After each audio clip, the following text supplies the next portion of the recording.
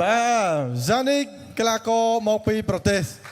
កាហ្សាក់ស្ថានហើយស្ទីស៊ីគឺមកពីប្រទេសមីយ៉ាន់ម៉ាបាទអ្នកទាំងពីរត្រូវមានម្នាក់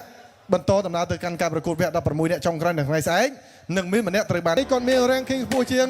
Steezy ចឹងគាត់មានសិទ្ធិក្នុងការជ្រើសឋានៈ start មុន start ក្រោយប៉ុន្តែឥឡូវនេះ Sonic មកនេះគឺថាអត់មានឈប់ទេអូយ Sonic ចូលមកដល់វគ្គ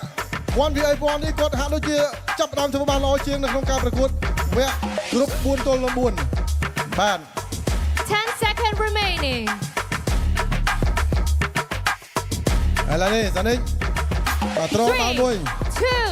1, switch. បាទ Steezy អេ 2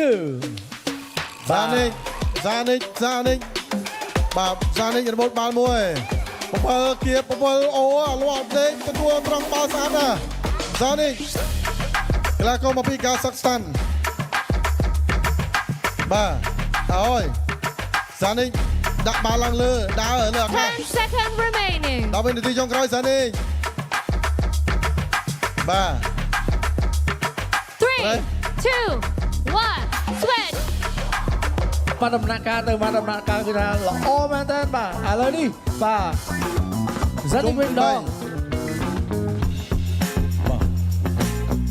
Sonic ដាក់បាល់លើកគៀបមួយអាឡាត់ពវលអូយ